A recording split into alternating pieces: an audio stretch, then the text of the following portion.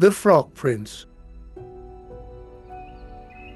Long ago, when wishes could still come true in a magical way, a king lived in a castle with his daughters. The princesses were beautiful, but the youngest daughter was considered the most beautiful by everyone. It was said that even the sun in the sky admired her. So the princess lived literally on the sunny side of life. She lacked nothing. The castle was magnificent, surrounded by extensive gardens and fountains. The princess loved wandering through the blooming meadows and refreshing herself by the fountains in the shade of the trees. Her favorite toy was a golden ball that she always carried with her. Sometimes she would place the ball in the sun and admire its reflection in the radiant gold.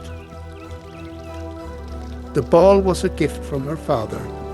He had bought it from an old merchant in the market and had to pay a fortune for it. She knew she was something special to her father because she was the only one who received this unique and precious gift. When she eventually got bored, she would take her golden ball, toss it in the air, and catch it while laughing.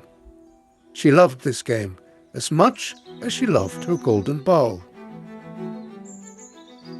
However, one day, as she sat down by the fountain and became absorbed in her game again, she threw the ball into the air and looked up. In that moment, a sunbeam dazzled her, causing the ball to slip from her hands. With a loud splash, it fell into the deep well.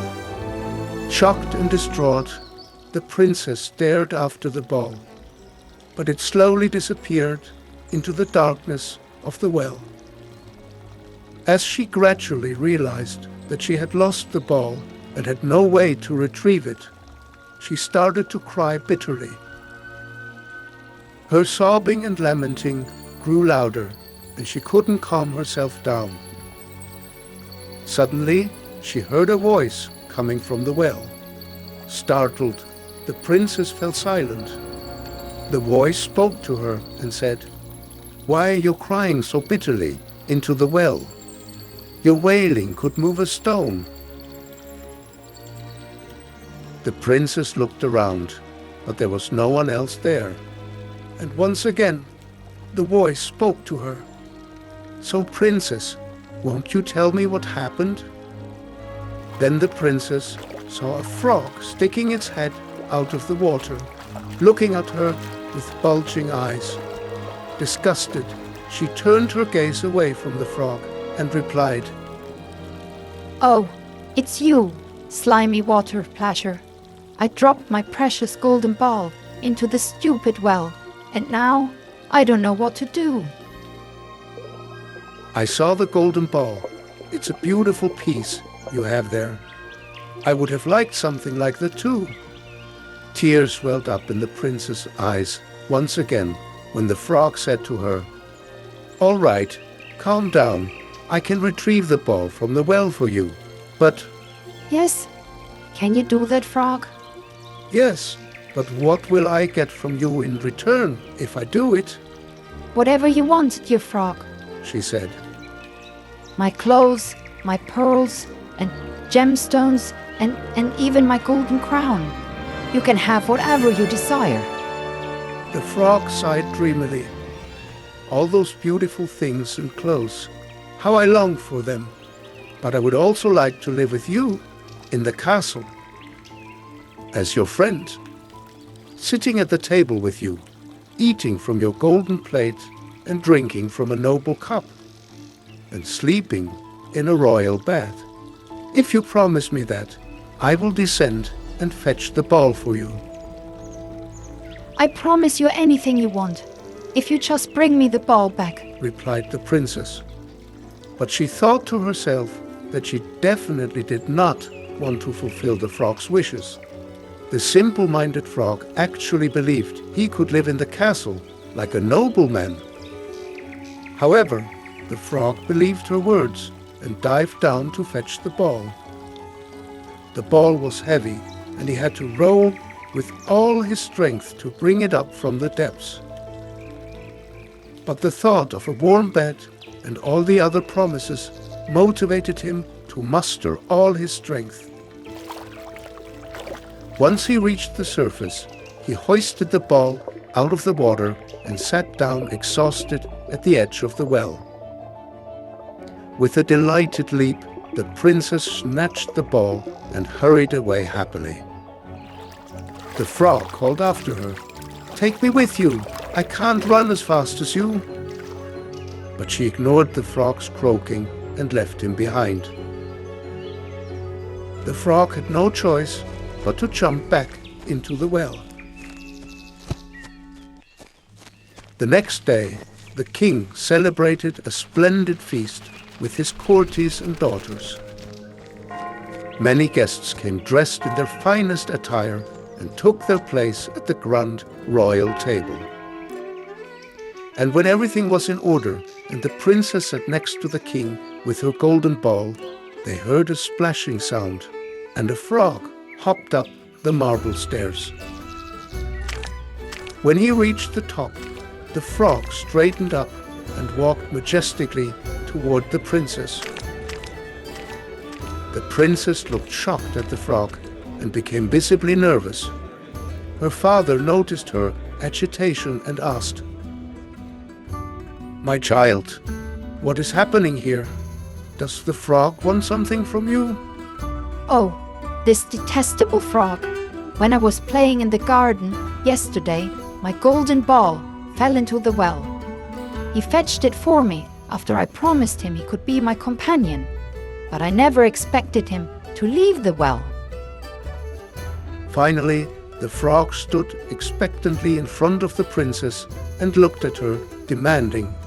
He nodded briefly to the king and then turned to the young princess and said, "Don't you remember what you promised me yesterday by the cool water well?" The princess couldn't utter a word.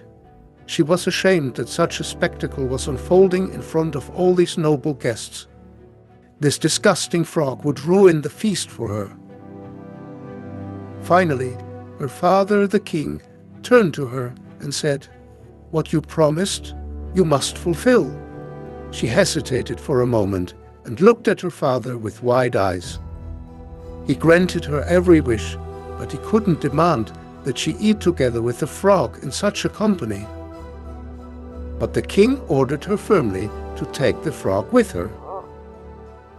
Helpless, the princess stood up and brought the frog to her place.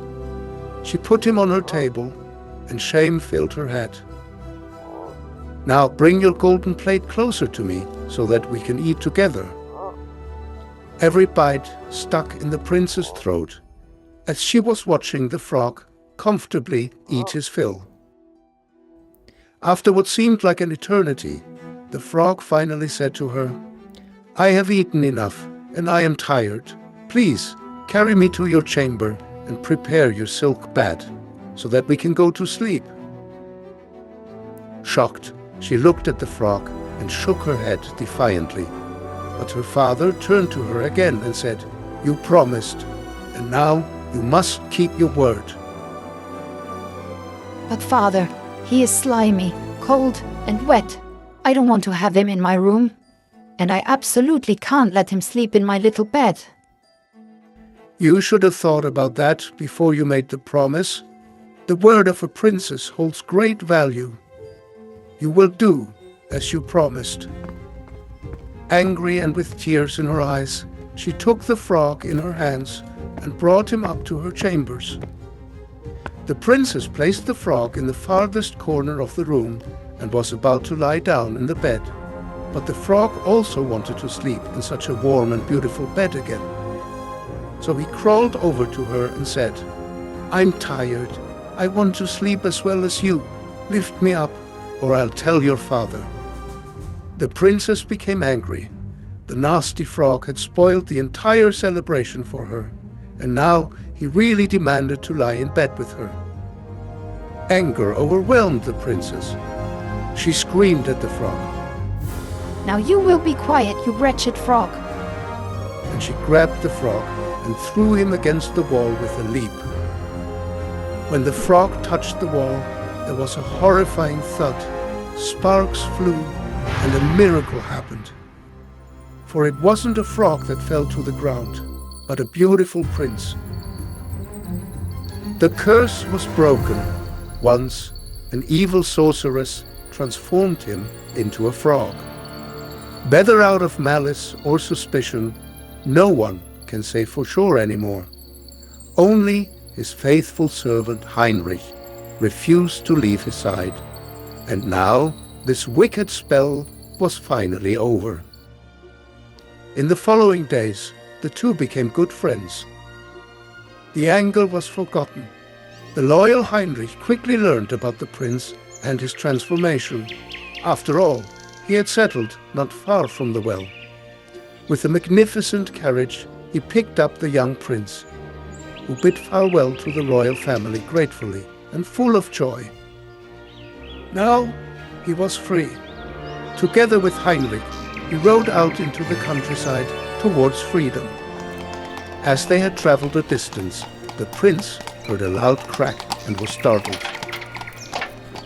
But the faithful Heinrich turned to him and said, "Don't worry, it was only the heavy chains I had placed around my heart when I was so worried about you." Now they have burst open and my heart is leaping with joy. The prince smiled because both of them had now found their happiness.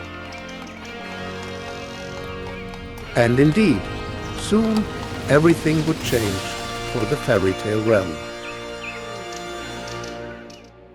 By the way, with a subscription, you won't miss any of our new episodes. Simply enchanting and magical. Every Friday, a new episode.